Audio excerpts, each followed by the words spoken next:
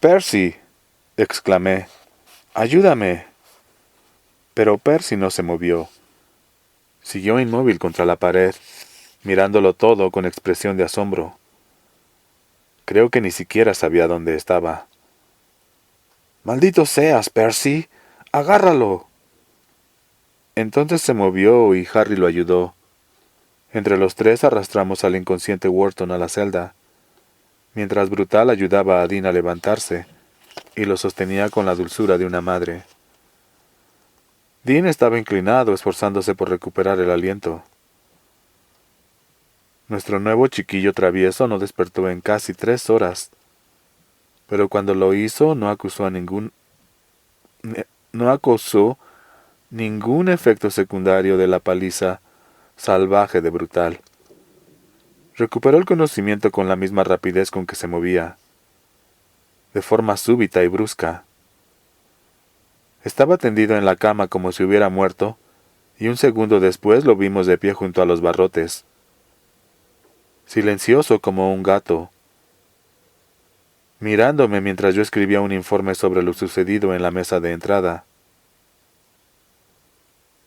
Cuando noté que alguien me miraba y alcé la vista, sonrió exhibiendo una dentadura negra y deteriorada, a la que ya le faltaban varias piezas. Lameculos! Dijo. La próxima vez que te tocará a ti y no fallaré. Hola, Wharton, dije con toda la indiferencia de que fui capaz. Dadas las circunstancias, creo que puedo saltarme el discurso de bienvenida. ¿No te parece? Su sonrisa se desdibujó. No era la respuesta que esperaba, y quizá yo no se la hubiese dado de haber sido otra la situación. Sin embargo, durante el tiempo que permaneció inconsciente, había ocurrido algo. En cierto modo he escrito todas estas páginas para hablar de ello, pero veremos si me creen. 3. Pasada la conmoción, Percy mantuvo la boca cerrada, excepto para gritarle una vez a Delacroix. Supongo que su reacción no obedecía tanto a un esfuerzo por actuar con tacto como a la impresión que acababa de sufrir. Percy Wetmore sabía tanto de tacto como yo de tribus africanas, pero aún así fue un alivio. Si hubiera empezado a protestar por la forma en que Brutal lo había empujado contra la pared, o preguntar por qué nadie le había advertido que en el bloque E de vez en cuando ingresaban salvajes como Billy Wharton, lo habría matado. Entonces habría recorrido el pasillo de la muerte de una forma completamente diferente. Si uno piensa en ello, la idea tiene gracia. Perdí mi oportunidad de hacer lo mismo que James Cagney en Al Rojo Vivo. Bueno, la cuestión es que cuando nos aseguramos de que Dean seguía respirando y no moriría en el acto, Harry y Brutal lo acompañaron a la enfermería. Delacroix, que había permanecido mudo durante toda la pelea, llevaba en la cárcel el tiempo suficiente para saber cuándo le convenía mantener la boca cerrada y cuándo era prudente volver a abrirla. Comenzó a gritar en el instante mismo en que Brutal y Harry ayudaban a Dean a salir. Delacroix exigía saber qué había pasado. Cualquiera hubiera dicho que habían violado sus derechos constitucionales. —¡Cierra el pico, mariconete! —le gritó Percy, tan furioso que tenía las venas del cuello hinchadas. Le toqué un brazo y lo sentí temblar debajo de la camisa. En parte era consecuencia del susto, naturalmente. A menudo tenía que recordarme a mí mismo que el problema de Percy era que tenía 21 años, no muchos más que Wharton. Pero creo que el temblor se debía sobre todo a que estaba furioso. Detestaba a Delacroix, no sé por qué, pero lo odiaba a muerte. «Ve a ver si el alcalde Moore sigue en la prisión», le dije a Percy. «Si es así, explícale lo sucedido. Dile que tendrá un informe escrito mañana, si consigo terminarlo. Estaba claro que Percy se sentía orgulloso de la responsabilidad que se depositaba en él. Por un instante terrible creí que iba a responder con un saludo militar. Sí, señor, lo haré. Empiezo por decirle de la situación en el bloque E es normal. Esto no es un cuento y el alcalde no te agradecerá que alargues la historia para crear emoción. No lo haré. De acuerdo, vete. Comenzó a andar hacia la puerta, pero enseguida se volvió. Si algo podía esperar de Percy, era que me contradijera. Yo deseaba imperiosamente que se marchara. Tenía la sensación de que alguien había encendido fuego a mi entrepierna. Y ahora Percy no estaba dispuesto a largarse. ¿Se encuentra bien, Paul?, preguntó. ¿Tiene fiebre? ¿Ha pillado la gripe? Porque su cara está empapada de sudor. Es probable que tenga algo, dije, pero en líneas generales estoy bien. Ahora ve a explicarle lo sucedido al alcalde, Percy.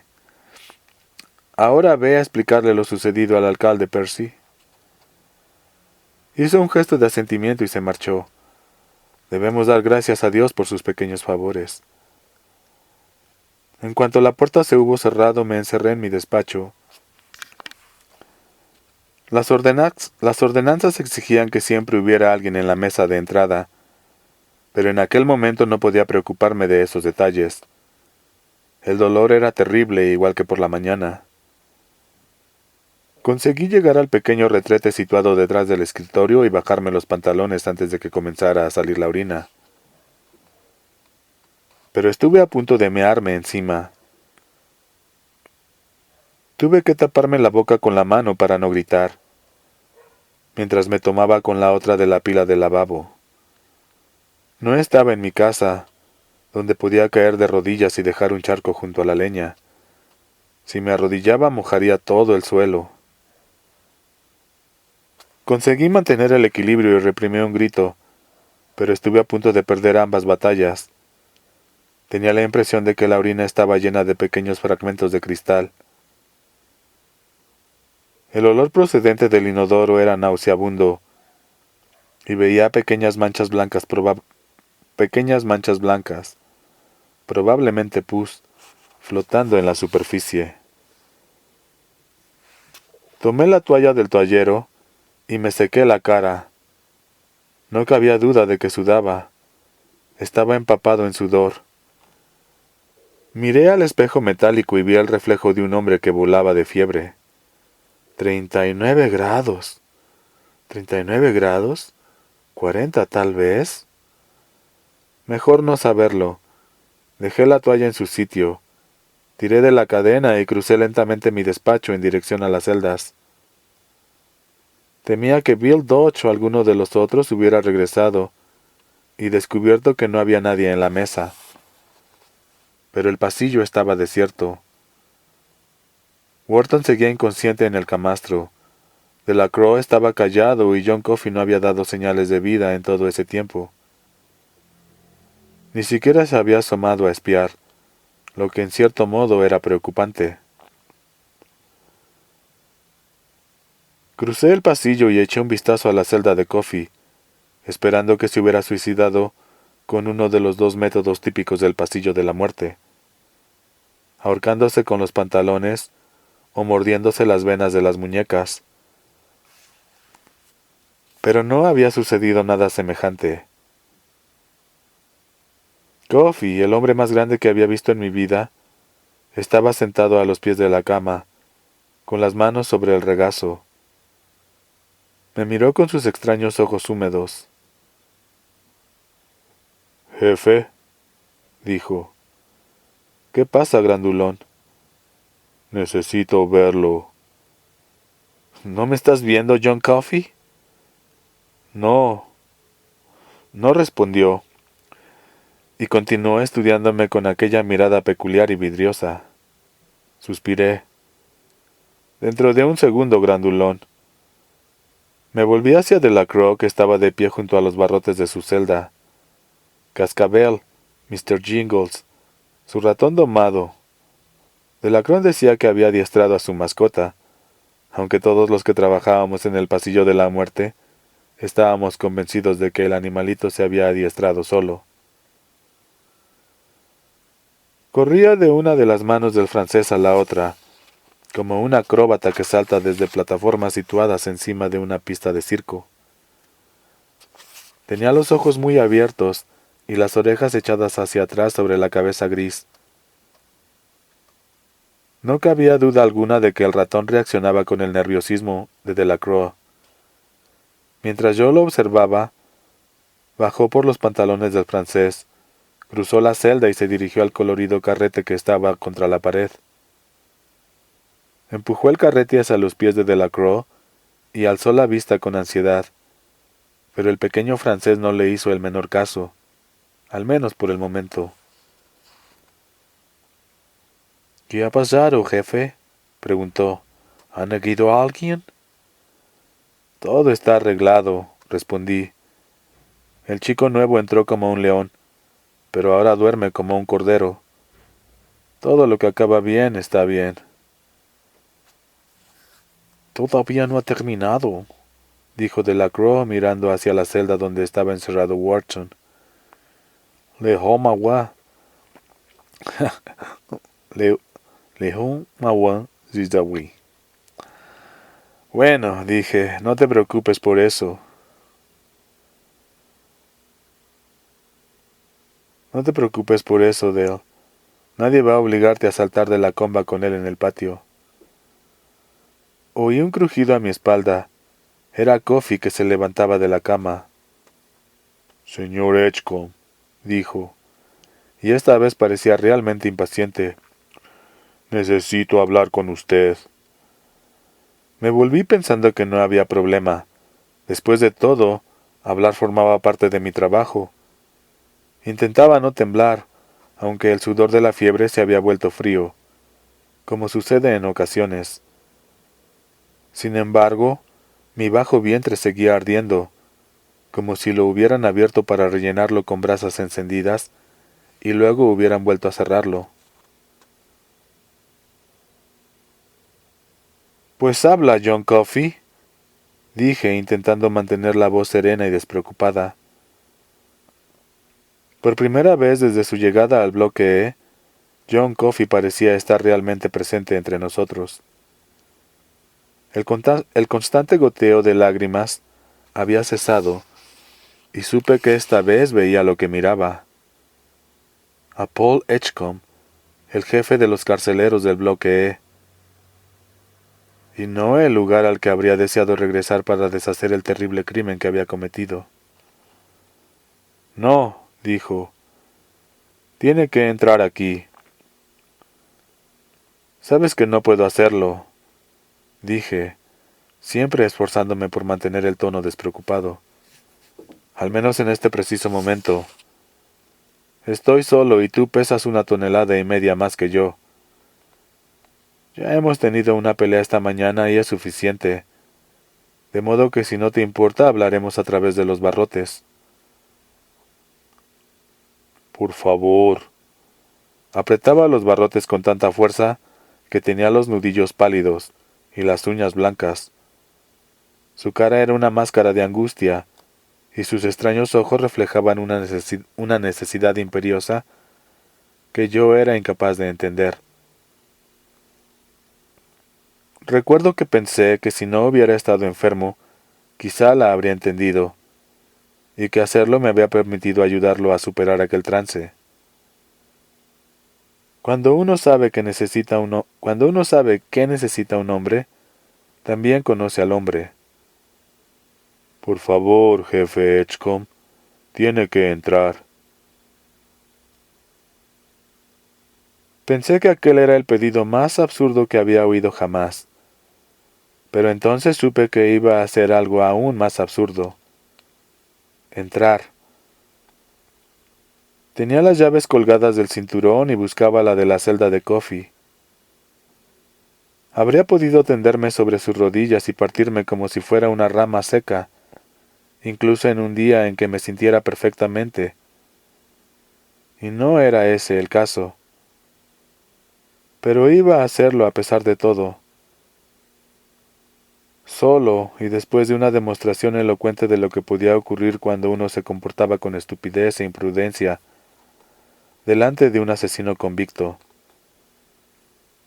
Iba a abrir la celda de aquel gigante negro, entrar y sentarme a su lado. No era necesario que Coffey cometiese una locura para que yo perdiese mi empleo, pero iba a hacerlo de todos modos. Para, me dije, no lo hagas, Paul. Pero no atendí ni mis propias razones. Abrí el cerrojo superior, luego el inferior y empujé la puerta.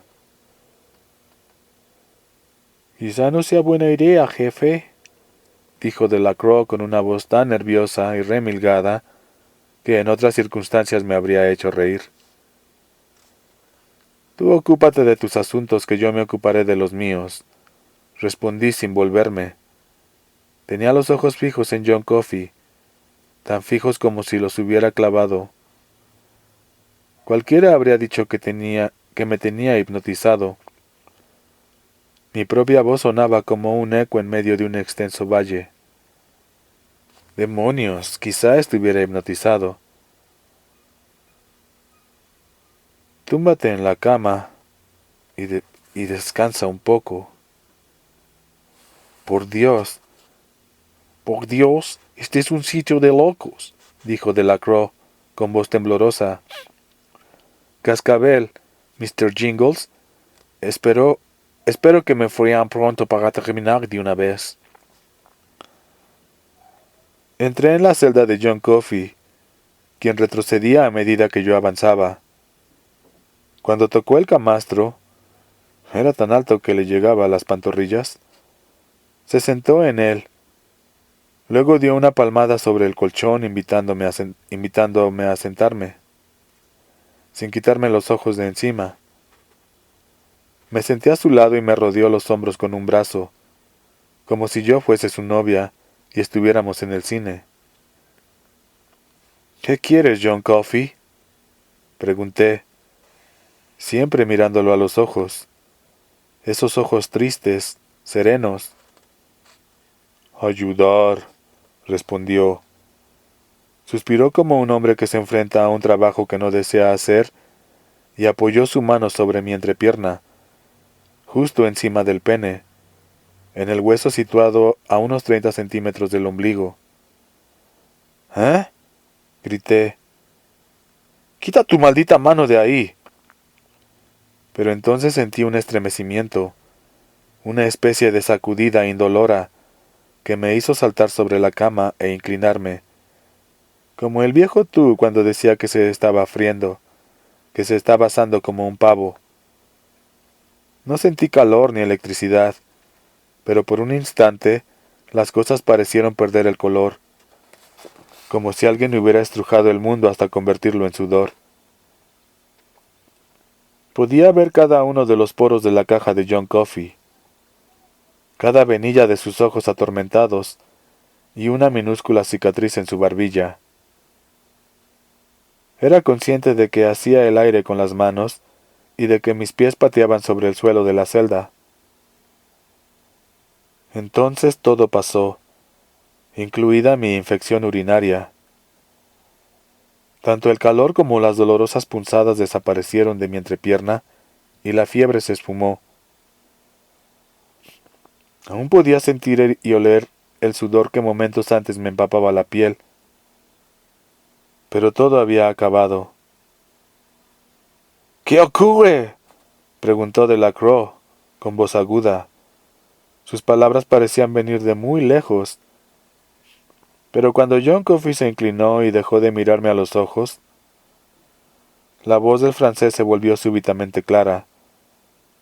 Fue como si alguien me hubiese quitado unos trozos de algodón o un par de tapones de cera de los oídos.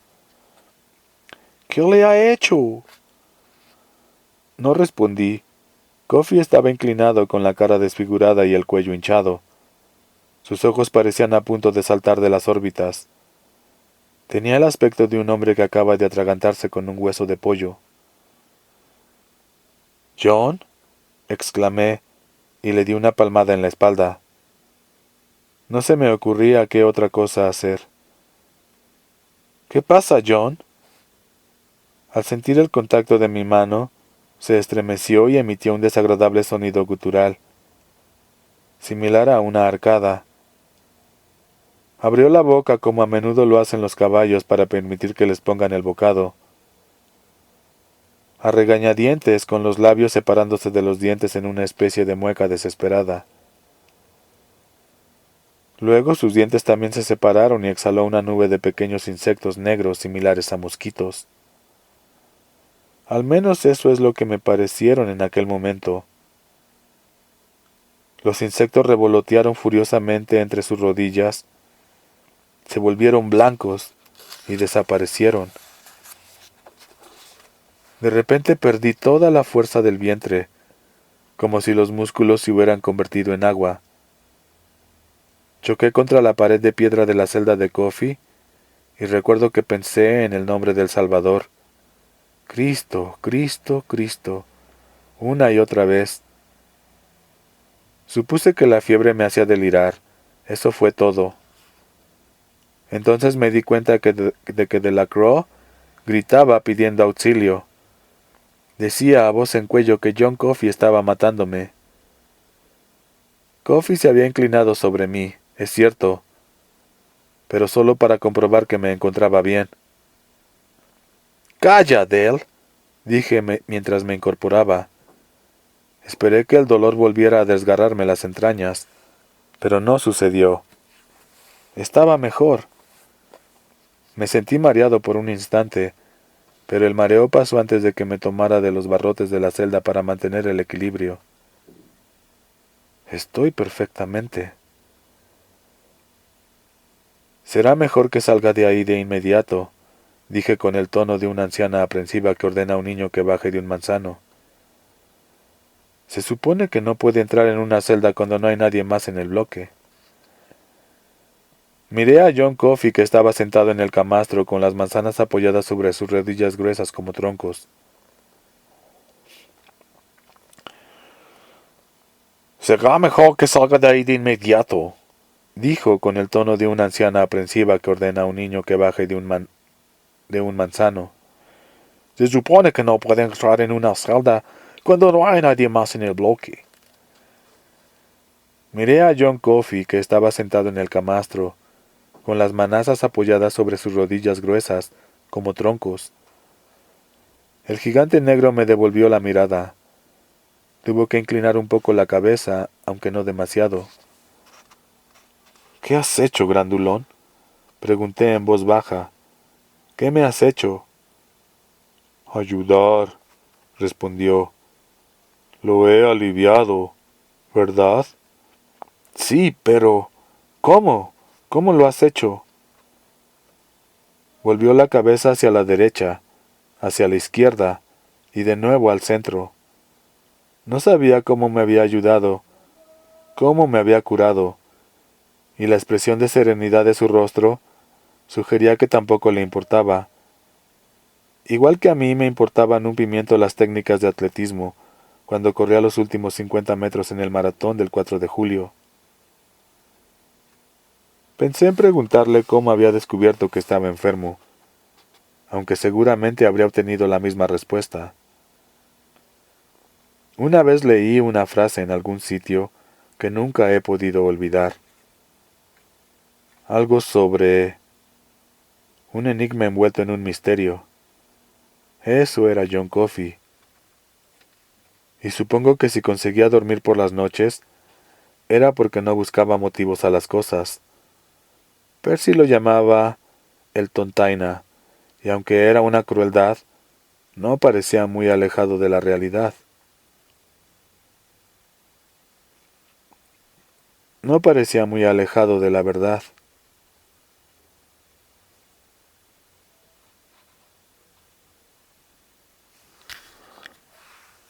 El grandulón sabía su nombre, sabía que no se escribía igual que la bebida, y eso era lo único que parecía importarle.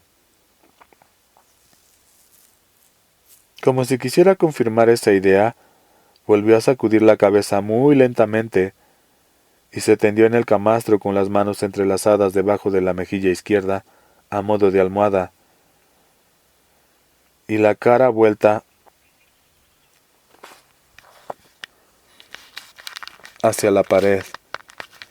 Las piernas le colgaban en el aire a la altura de las pantorrillas, pero al parecer eso nunca le había molestado.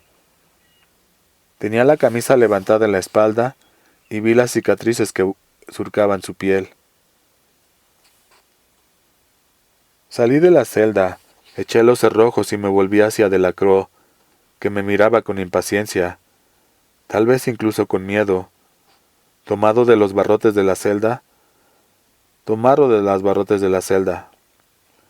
Cascabel, Mr. Jingles, estaba sentado sobre uno de sus hombros, moviendo los bigotes finos como filamentos.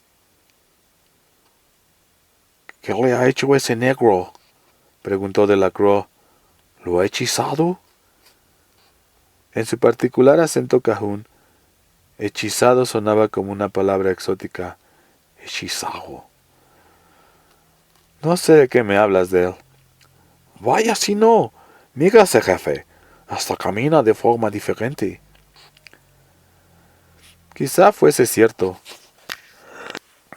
Tenía una maravillosa sensación de calma, una serenidad tan notable que podría haberla definido como una forma de éxtasis. Cualquiera que haya padecido un dolor insoportable y se haya recuperado de repente, comprenderá a qué me refiero. Todo va bien, Dale, insistí. Coffee ha tenido una pesadilla. Eso es todo. Es un hechicero, exclamó Delacroix con vehemencia. Tenía el labio superior perlado de sudor. No había visto gran cosa, pero sí lo suficiente para estar aterrorizado. Es un brujo vudú. Es un brujo vudú. ¿Por qué dices eso? Delacroix tomó al ratón en una mano, ahuecó la palma y acercó al animalito a su cara. Sacó algo rosado del bolsillo de la camisa, uno de los caramelos de menta. Al principio el ratón no hizo el menor caso del dulce y estiró la cabeza hacia el cuello de su amo, oliéndole el aliento, como una persona que aspira la fragancia de un ramo de flores. Sus pequeños ojos como gotas de aceite estaban entrecerrados en una expresión de éxtasis. Delacroix le besó el hocico y el ratón se dejó besar. Luego tomó el caramelo que le ofrecía y comenzó a masticar. Delacroix siguió observándolo por unos segundos y después volvió la mirada hacia mí. Entonces comprendí. Te lo ha dicho el ratón, ¿verdad? Oui. Como cuando te murmuró su nombre. Oui. Me lo dijo al oído. Túmbate, Del, dije. Descansa un poco. Tanto murmullo tiene que haberte agotado. Dijo algo más. Supongo que me acusó de no creerle, pero su voz volvía a sonar lejana, y cuando regresé a la mesa de entrada, me pareció que no caminaba, sino que flotaba, o tal vez no me moviese en absoluto. Las celdas se deslizaban a los lados como escenarios de películas sobre ruedas. Comencé a sentarme normalmente, pero a mitad del proceso mis rodillas se aflojaron y caí sentado sobre el cojín azul que Harry había traído de su casa un año antes. Si la silla no hubiera estado allí, me habría desplomado en el suelo sin apenas darme cuenta. Permanecí allí sentado, sintiendo el vacío en el bajo vientre, donde 10 minutos antes parecía que se incendiaba un bosque. Lo he aliviado, ¿verdad? Había preguntado John Coffey, y era cierto, al menos en lo concerniente a mi cuerpo. Mi mente era otra historia. En cuanto a la tranquilidad mental, no me había aliviado en absoluto. Mis ojos se posaron en la pila de formularios situados en un extremo del escritorio, debajo de un cenicero metálico. Informes del bloque rezaba en la parte superior, y más abajo había un espacio en blanco para incidencias imprevistas. En el informe de aquella noche, usaría aquel espacio para informar de la accidentada y emocionante llegada de Wharton. Pero, ¿y si contaba lo que me había ocurrido en la celda de John Coffey? Me imaginé a mí mismo tomando el lápiz, aquel cuya punta brutal siempre estaba lamiendo, y escribiendo una sola palabra en mayúsculas. Milagro. Aunque la cosa tenía cierta gracia, en lugar de sonreír me sentía al borde de las lágrimas. Me llevé las manos a la cara y me cubrí la boca con las palmas para reprimir los sollozos, pues no quería volver a asustar a Adele. Pero no hubo ningún sollozo, tampoco lágrimas. Al cabo de unos instantes, apoyé las manos en el escritorio y entrelacé los dedos. No sabía qué me pasaba y todo lo que podía pensar era que no deseaba que nadie volviese al bloque hasta que hubiera recuperado la compostura. Aún así, tenía miedo de lo que pudiesen ver en mi cara. Tomé un formulario. Esperaría hasta sentirme un poco mejor para descubrir cómo mi último niño travieso había estado a punto de estrangular a Dean. Pero entretanto podía rellenar los detalles triviales. Aunque temía que la letra me saliese extraña, temblorosa, lo cierto es que tenía el aspecto de siempre. Unos 5 minutos después dejé el lápiz sobre la mesa y me dirigí al retrete de mi despacho. No necesitaba orinar con urgencia, pero quería comprobar qué había ocurrido. Mientras esperaba que saliera el chorro, llegué a la conclusión de que me dolería igual que por la mañana, como si junto con el pis pasaran pequeños fragmentos de cristal, navajas de rasurar. Después de todo, comprobaría que había sido hipnotizado, y eso sería un verdadero alivio, a pesar del dolor. Pero no hubo dolor, y el líquido que cayó en la taza era transparente, sin rastro de pus. Me abroché la bragueta, tiré de la cadena y regresé a la mesa de entrada. Sabía qué había ocurrido, supongo, que lo sabía incluso mientras intentaba convencerme de que me habían hipnotizado. Había experimentado una sanación milagrosa, una auténtica demostración del poder de Jesús nuestro Señor.